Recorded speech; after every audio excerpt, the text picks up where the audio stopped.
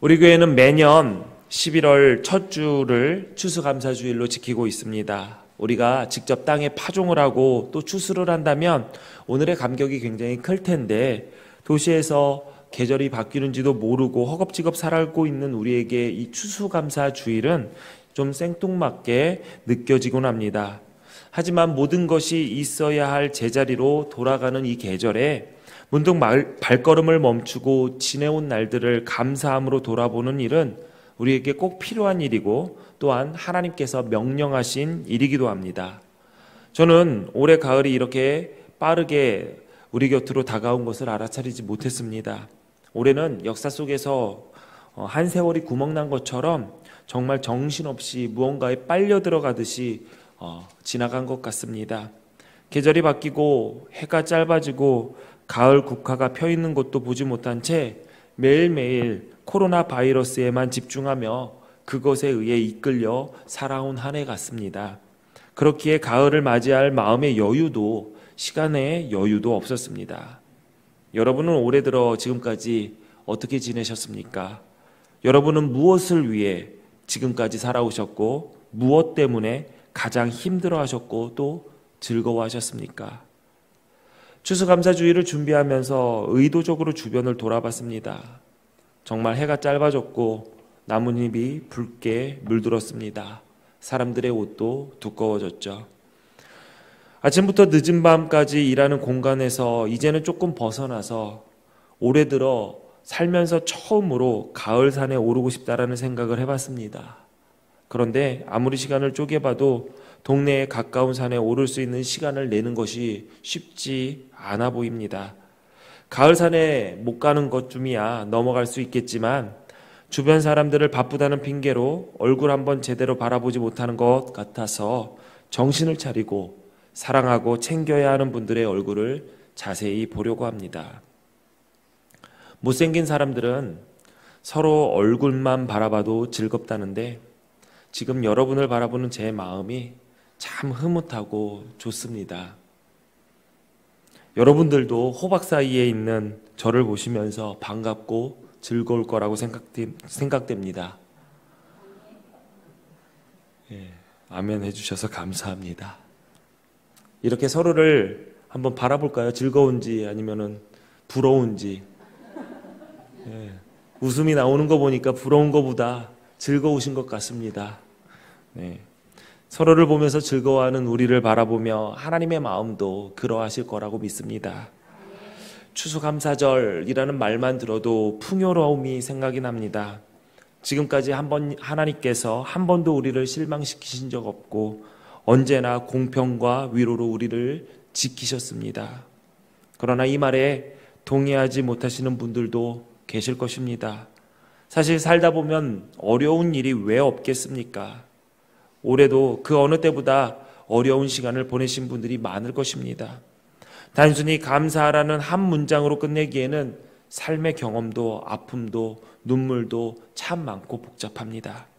그럼에도 불구하고 우리가 감사하는 것은 우리가 주님 안에 있는 것처럼 주님이 우리 가운데 계셔서 우리를 이 어려운 시기에 버티게 하시기 때문입니다.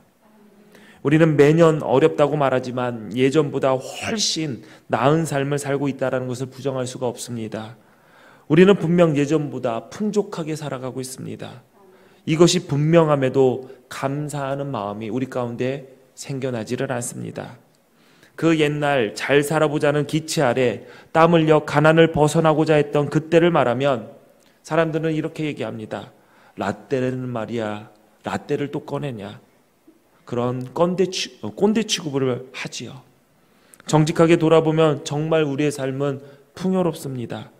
그런데도 사는 동안 단 한 번도 경기가 좋아졌다, 이제는 살만하게 되었다라는 말을 들어보지 못했습니다. 점점 더 어려워진다, 더 어려워질 것이다, 더 살기 힘들어질 것이다 라고 얘기합니다. 우리 사회는 가난을 벗어나고자 했던 그 목표와 꿈은 이루었는데 어찌된지 일인지 더 궁핍하게 살아가는 것처럼 느껴집니다. 조금만 정직하게 우리의 삶을 돌아보면 감사에 사로잡혀 살기보다 누구에 대한 원망, 좌절감, 억울하다는 생각에 감정이 북받쳐 눈물이 흘릴 때가 많았음을 우리는 고백할 수밖에 없습니다. 그 까닭이 무엇일까요? 많은 사람들이 옛날 일을 현실에 대입할 수 없다라고 얘기합니다. 먹고 사는 것이 다가 아니지 않느냐라고 얘기를 하죠. 지금은 그때와 다르다라고 말을 합니다. 글쎄요, 과연 다를까요? 감사가 없고 불평과 원망에 사로잡히는 까닭은 지금 상황 때문이 아니라 우리 마음속에 지금 우리가 누리고 있는 것이 당연하게 느껴지기 때문입니다. 우리는 익숙한 사람들 혹은 물건에 대해서 고마워하지 않습니다. 잠에서 깨어나는 순간부터 잠드는 밤까지, 아니 잠든 그 후에도 우리는 수많은 사람들의 덕분에 살아가고 있습니다. 평상시에는 잘 모르지만 비상시에는 그들의 존재가 크게 느껴집니다. 가까이 있어 있는지도 없는지도 모르는 사람들이 당장 어디로 떠나버리거나 어느 한 직종이 파업을 하면 우리는 정말 삶이 불편해집니다. 그러므로 세상에 그 어떤 것도 당연한 것은 없습니다. 당연하게 여기는 마음속에서는 감사함이 없고요. 당연하게 여기는 마음은 인간관계를 삭막하게 만듭니다. 당연한 것인데 왜 못해주냐라는 생각에 감사가 아니라 원망과 불평이 싹트기 때문이죠. 엄마나 아빠가 이른 아침부터 일어나 가족들의 등교와 출근 준비를 해주는 것, 그것은 당연한 일이 아닙니다. 엄마나 아빠가 일터에 나가서 속을 다 빼놓고 일하는 것도 당연한 일이 아닙니다. 학원을 운영하는 한 교인이 이런 말을 저에게 했습니다. 정말 힘든 것은 말 안 듣고 분위기 흐리는, 정말 힘들게 하는 애한테도 화를 참고 내 자식에게도 한 번도 해보지 못했던 세상에서 모든 것을 포용할 듯한 온화한 표정으로 말해야 되는 것이 너무 힘들다. 학부모를 만나면 어떻게 하든 칭찬거리를 만들어서 말해야 되는데 그 아이가 수업 시간에 한 것은 괴성을 지르고 분위기를 흐린 것밖에 없는데 부모 앞에서 아이가 참 씩씩하고 목소리가 자신감 넘치는 사나이입니다 라고 얘기하는 자신을 보며 이미 나의 간과 쓸개는 다 빠져서 어디에 뒀는지 찾지도 못하는 상황까지 왔구나라는 생각을 했다고 합니다. 정말 세상에 쉬운 일이 아무것도 없죠. 이렇게 일하면서 가족을 부양하기, 자녀를 부양하기 위해 이렇게 일하는 것들이 당연하다고요? 절대 그렇지 않습니다. 저희 장인 어른과 장모님은 40년 넘게 돼지, 양돈을 하시면서 일하셨습니다. 양돈을 하신 분들, 그리고 가축을 키우신 분은 다 아시겠지만 그 가축의 냄새가 납니다. 같이 사니까요. 그런데 저희 아내는 세상의 모든 냄새를 다 맡을 수 있는 달란트가 있습니다. 얼마나 냄새를 잘 맡는지요. 그러니까 아버지 어머니가 가끔 이렇게 집에 들리시면은 냄새가 난다고 뭐라고 해요. 왜 안 씻고 왔냐? 냄새 나는 옷 다 버리고 새로 사라 라고 얘기를 하는데 부모님 입장에서는 서운하신 거죠. 그때 이렇게 장인어른이 얘기하시더라고. 야, 이 녀석아, 네가 쓰는 돈에는 냄새 안 나지? 껄껄껄껄 웃으면서 그렇게 말씀하셨지만 저는 그때 처음으로 그 생각을 해봤습니다. 내가 지금까지 부모님의 땀 냄새, 피 냄새, 눈물의 냄새를 그 돈에서 맡지 못했구나. 왜 철없게 부모님의 지갑에는 당연하게 돈이 채워져 있을 것이다 라고 생각하면서 살았을까요? 그러니까 감사하지 못했구나. 그때 저는 그 생각을 했었습니다. 얼굴에 주름이 잡히고 머리가 휘어지고 몸이 여기저기 고장 나는 것은 늙어서가 아닙니다. 간쓸게 다 빼놓고 살다 보니 모든 것을 진을 쭉쭉 빼면서 가족을 위해 살다 보니 자연스럽게 쭈그러들었을 것이다 라는 생각이 듭니다. 아이들이 건강하게 자라는 것, 부모님 말에 순종하는 것 당연한 거 아닙니다. 우리는 어른이 되고 자식 앞에서 부모로 서 있지만 자식 앞에서도 여전히 변덕스럽고 자기 멋대로 고집 부리며 철없는 애처럼 굴 때도 많습니다. 그런데 그런 엄마 아빠를 보고 우리 엄마 아빠가 최고라며 인정하고 따라주니 고마울 따름입니다. 우리 기둥교회 가족들도 부족한 목사의 허물을 덮어주고 우리 목사님이 최고라고 쳐주시니 참 고맙습니다. 어떤 한 분이 그런 얘기를 하시더라고요.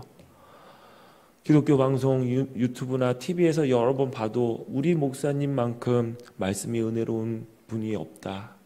그 말을 듣고 참 부끄러웠습니다. 도대체 어떤 분의 설교를 보셨길래 그렇게 저보다 못하다고 생각을 하셨나. 물론 훌륭한 목사님들 설교를 들으시고 보셨겠지만 저를 최고라고 쳐주셨기 때문에 그런 말씀을 해주신 거다 저는 믿고 있습니다. 그래서 저는 참 감사하고 더 열심히 말씀을 준비하려고 합니다. 여러분, 사랑을 받을 뿐 아니라 사랑해야 할 사람이 있다라는 것, 할 일이 있다라는 것 어느 하나 당연한 것이 아닙니다. 생각하면 할수록 삶의 연륜이 쌓였다라는 것은 이 사랑의 빚을 많이 졌다라는 것을 깨닫게 됩니다. 우리가 누리고 있는 모든 것은 당연한 것이 아니라 하나님께서 우리에게 허락하신 선물이고 누군가의 희생의 덕분입니다.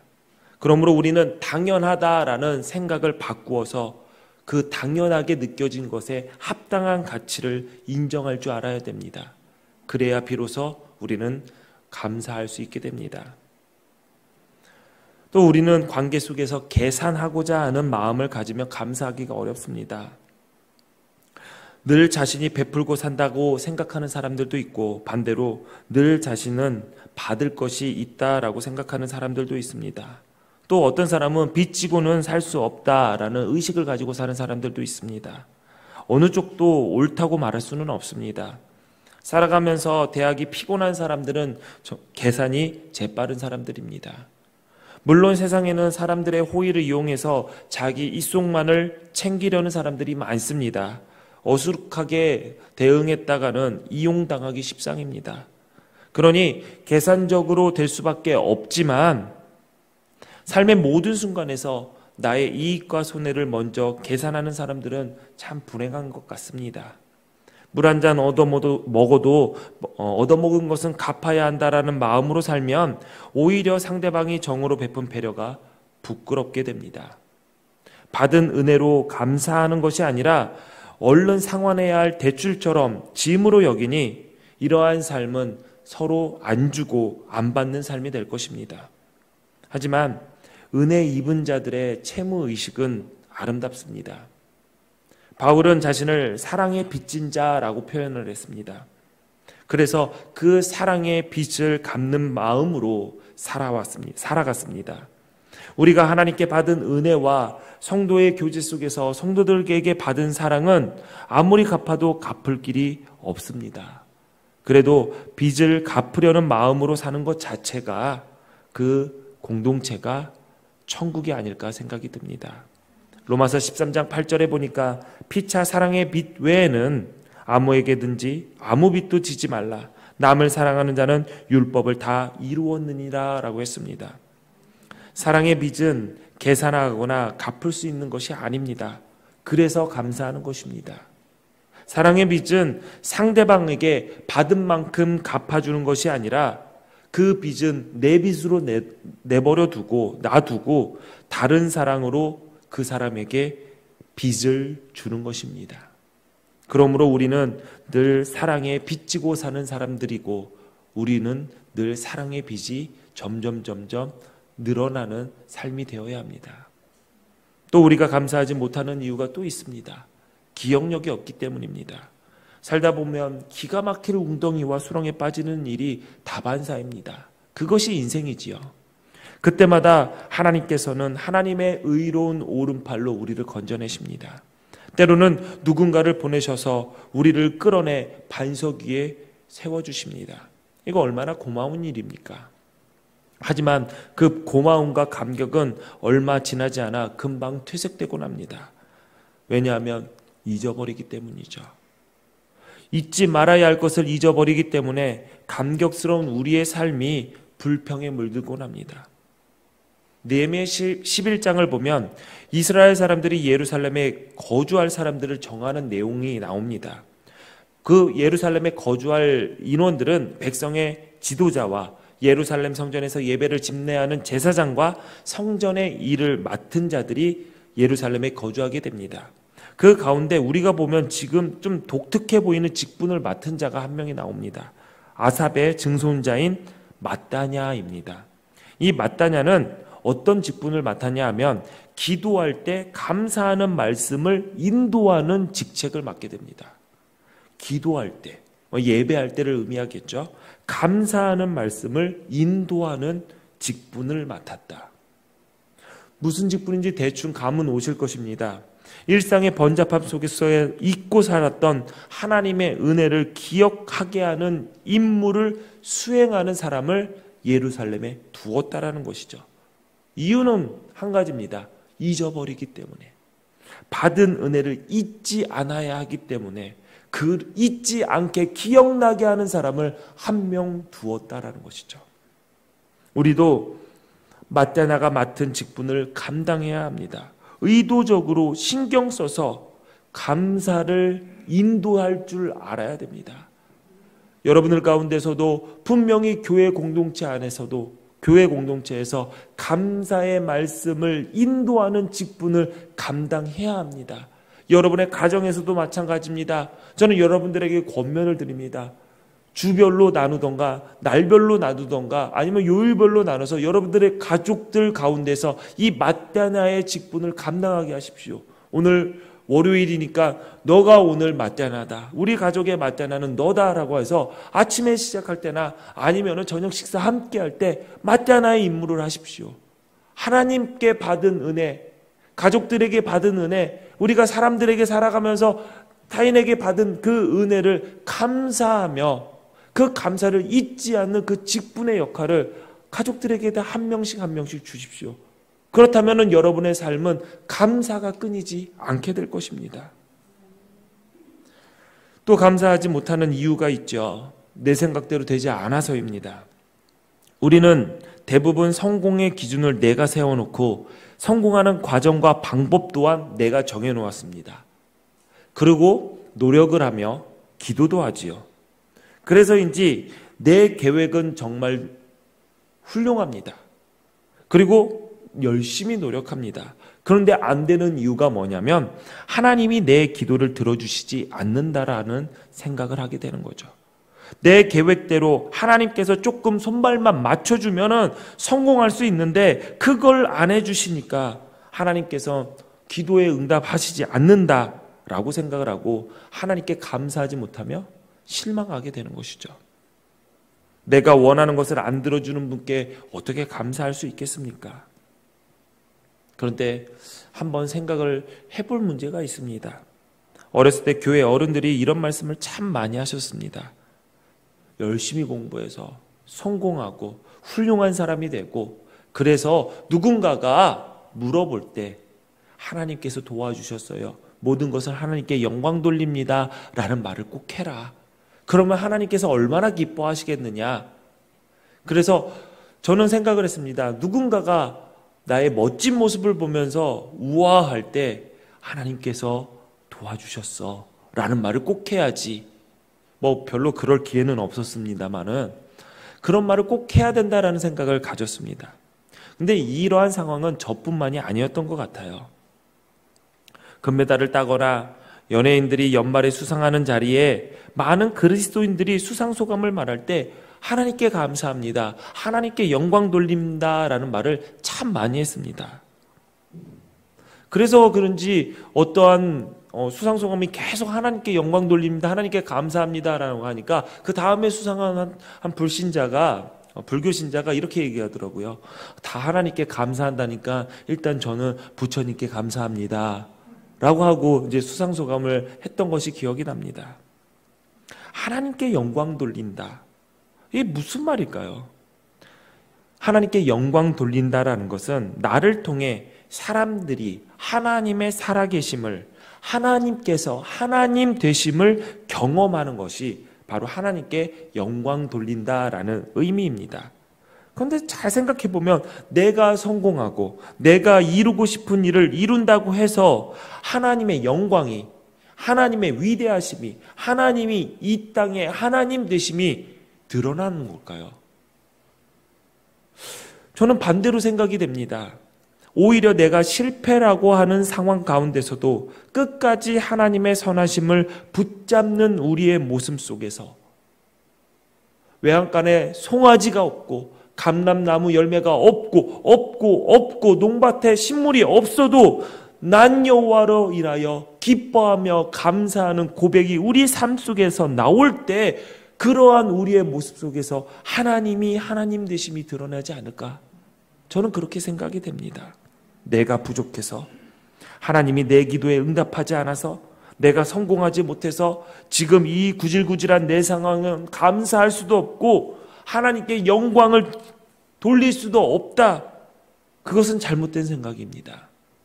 데살로니가후서 1장 11절 12절 말씀 우리 같이 함께 읽어볼까요? 시작. 이러므로 우리도 항상 너희를 위하여 기도함은 우리 하나님이 너희를 그 부르심에 합당한 자로 여기시고 모든 선을 기뻐함과 믿음의 역사를 능력으로 이루게 하시고. 아멘. 아멘. 우리 하나님 12절 12절 읽겠습니다. 우리 하나님과 주 예수 그리스도의 은혜대로 우리 주 예수의 이름이 너희 가운데서 영광을 받으시고 너희도 그 안에서 영광을 받게 하려 함이라. 아멘. 바울이 이렇게 얘기했습니다. 우리를 통해서 하나님이 영광 받으시는 것은 하나님께서 부름의 자격이 없는 우리들을 부르셔서 하나님 나라의 백성으로 하나님 나라의 유업을 이을 상속자로 합당하게 여기신 것과 우리는 모든 선에는 관심이 없지만 하나님께서 우리가 우리를 부르셔서 그 모든 선에 그 선이 이루어짐을 보며 기뻐하게 하시고 우리의 믿음은 조그마한 바람에도 흔들리는 연약한 믿음이지만 능력으로 함께 하셔서 믿음의 일을 감당하게 하시는 것을 통하여 우리로 하여금 영광 받으시고 우리도 그 영광 가운데 있게 해주신다라고 이야기하고 있습니다. 그러므로 우리의 상황이 아니라 우리의 자세, 우리의 믿음, 우리가 하나님을 바라봄이 하나님께 영광되는 일입니다. 내가 하는 일처럼 보여도 그 일을 완성해 주시는 분은 하나님이기 때문입니다. 오늘 특송 우리 초등학생들 HG 홀리그라운드 윈드 앙상블입니다. 윈드. 사실 이런 규모의 윈드 앙상블이 저 아이 때 수준에 없을 거예요. 없을 겁니다. 이를 위해서 헌신하신 분들도 계시고요. 열심히 우리 아이들도 잘 연습을 해주고요. 제가 성격이 그렇게 얼굴은 굉장히 유하고 선하고 그렇게 보이지만 뭔가 가르칠 때는 제 안에 화가 있나 봐요. 그럼 박자를 셀 때도 하나, 둘, 셋. 우리 김일중 집사님은 하나, 둘, 셋. 반박음 하나, 둘, 그렇게 저는 안 해요. 하나, 둘, 야, 너 박자 왜 틀렸어? 이렇게 저는 이렇게 가르쳐줘요. 그래서 아이들을 가르치면 목이 아파요. 오늘은 천천히 해야지. 그런데 어느새 전 박자를 박수를 이렇게 치면서 가르치고 있어요. 그러니까 이렇게 성격 더러운 목사한테 보통 목사님 하면은 참 유하고 부드러운데 악기만 가르치면은 눈을 막 부라리고 레이저를 쏘면서 박자 맞추라고 그렇게 하고 연습을 시켰습니다. 금요일 날은 연습이 하도 안 돼서 금관 파트 이제 트럼펫과 트럼본은 야 너네들 다 음악학원으로 와 해가지고 3시간 동안 연습을 시켰어요. 애들이 계속 불다 보니까 입술이 점점 여기가 부풀어 오르는 게 보여요. 뻘겋게. 그래도 소리가 안 나니까 야 날 때까지 해. 박자 맞출 때까지 해. 니들끼리 가서 한번 맞춰봐. 그렇게 연습을 시켰습니다. 그래도 감사하게 아유 재밌네요 하면서 연습을 잘했어요. 그리고 토요일 날 녹화를 하려고 미리 와서 또 연습을 시키고 여기에 세워서 딱 찍는데 다시 소리가 하나도 안 맞습니다. 우리 트럼본 하는 3학년 친구는요 자신감 하나는 최고예요. 그래서 자기만 나가요. 혼자 막 부르고 딱 하니까 자기 끝났대. 근데 다른 애들은 다 부르고 있어. 그러면서 너 왜 해? 저 다 물었는데요. 아니 같이 맞춰서 하는 거야. 이렇게도 얘기도 해주고 했는데 아무래도 몇 번을 녹화해도 이게 잘 안 맞는 거예요. 그런데 어떻게 맞췄을까요? 방법이 있습니다. 형편없게 부러제키는 앙상블도 아름다운 하모니로 만들 수 있는 방법은 선생님들이 구멍난 화음에 그 화음을 덧입힘으로써 그들의 실수를 덮어주면 음악이 완성이 됩니다. 선생님들이 손을 대면 전혀 다른 음악이 완성되는 것처럼 하나님이 개입하실 수 있는 여지를 우리 삶 속에 많이 만들 때 우리의 삶은 더 아름다운 하모니가 나옵니다. 그렇기 때문에 하나님 앞에서 우리는 자랑할 것이 없습니다.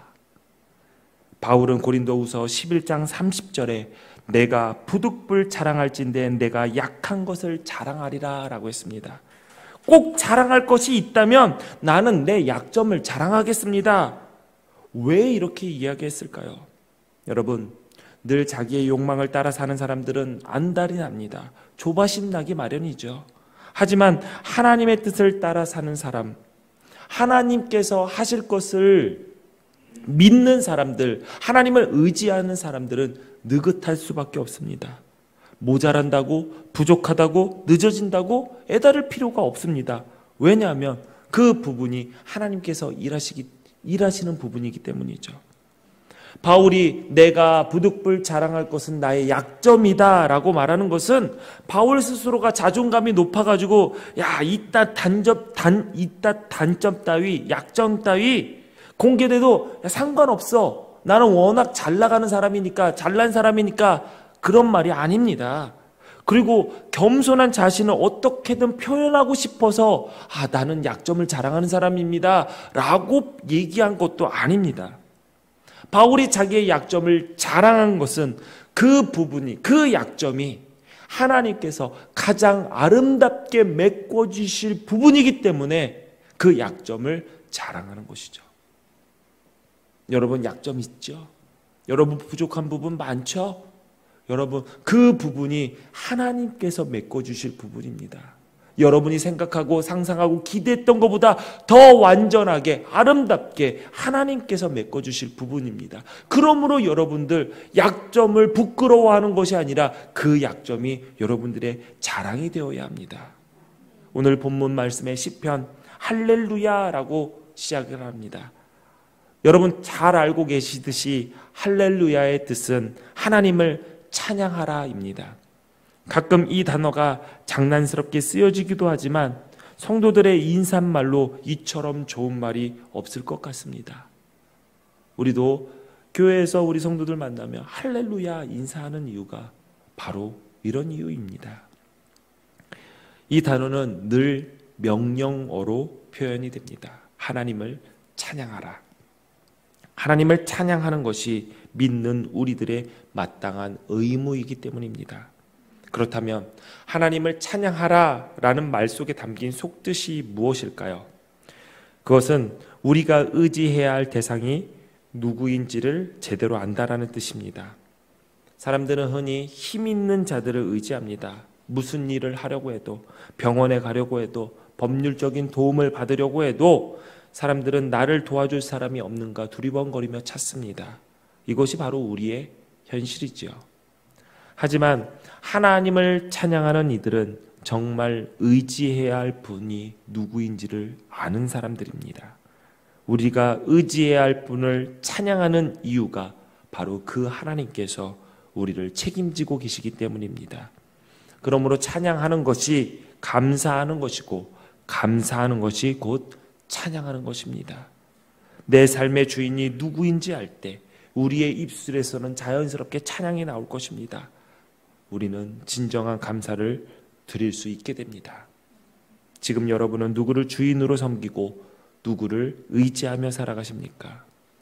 많은 사람들이 스스로 누구에게도 얽매이지 않은 나는 자유인이다 라고 말하고 다니지만 사실 그 모습은 거미줄에 걸린 먹잇감처럼 돈이라는 거미줄에, 명예라는 거미줄에, 성공이라는 거미줄에, 내가 세운 계획이라는 거미줄에 포획당한 채 그 줄에서 벗어나지 못하고 버둥거리는 모습밖에 보이지 않습니다. 그래서 그 삶이 염려와 근심이 그치지 않는 것이지요. 그 줄에서 벗어나려면 누군가의 도움이 필요합니다. 우리 하나님, 하늘과 땅을 만드신 우리 하나님의 도우심이 필요합니다. 오늘 우리가 추수감사 예배를 드리는 이유는 모든 것이 잘 돼서가 아닙니다. 이러한 하나님의 섭리에 눈을 뜬 사람으로 우리를 세우셨기 때문에 그 기쁨에 감사하는 것입니다. 하나님께서 우리를 부르셔서 하나님 일에 동참하라고 불러주신 그 은혜에 감사하기 위해서입니다. 이제 11월이고 오늘 비가 그치고 난 후면 더 추워진다고 합니다. 겨울이 서둘러 오게 될 것입니다. 어쩌면 우리 삶에 다가올 추운 겨울과 같이 어려움이 기다리고 있을지 모릅니다. 된소리를 맞고 힘없이 떨어져 버린 잎들, 그리고 아직 따지 못했는데 여물지 못한 열매가 서리를 맞고 있는 것을 보면은 안타깝고 아깝기도 합니다. 그러나 서리 맞은 탱자가 효능이 더 좋고 향도 더 깊어진다고 합니다. 혹여나 우리의 삶에 서리와 찬바람이 불어닥쳐도 감사할 수 있는 것은 그로 인해 우리의 삶은 더 깊은 예수의 향기가 머금어지기 때문일 것입니다. 깊어가는 이 가을, 사랑하는 우리 기둥 가족들에게 그리스도인이라는 이름에 걸맞는 향기와 맛이 배어들기를 바랍니다. 더욱 맛깔나게 익어가는 열매처럼 우리의 삶 속에 이 땅을 살맛나게 만드는 예수 그리스도의 풍성한 열매가 주렁주렁 맺어지기를 바랍니다. 하나님께서 우리의 감사 찬양을 받으시며 늘 함께 하십니다. 기도하겠습니다. 전능하신 하나님 감사합니다. 오늘 감사절을 맞이하여 하나님께 다시 한번 감사함을 기억하며 찬양하게 하시니 감사합니다. 당연한 것이 없고 모든 것이 은혜음을 기억하게 하시고 서로 사랑에 빚을 지며 살아가게 하여 주시고 날마다 감사를 잊지 않고 감사를 인도하는 직분을 감당함으로 하나님 마음에 합한 삶을 살 수 있도록 도와주옵소서. 하나님께서 우리에게 허락하신 것들이 있음을 기억하고 하나님께 드리게 하시니 감사합니다. 하나님의 일을 위해 우리가 부르심을 받고 택함 받았으니 하나님께서 허락하신 것들로 주님의 일을 잘 감당케 하여 주옵소서. 새로운 결단과 감사의 마음을 담아 예물을 드리오니 기쁘게 받아주시고 우리 기둥교회의 지혜를 허락하여 주셔서 하나님의 일을 잘 감당하는 일에 지혜롭게 하나님의 예물을 사용할 수 있도록 도와주옵소서. 예수님 이름으로 기도합니다. 아멘.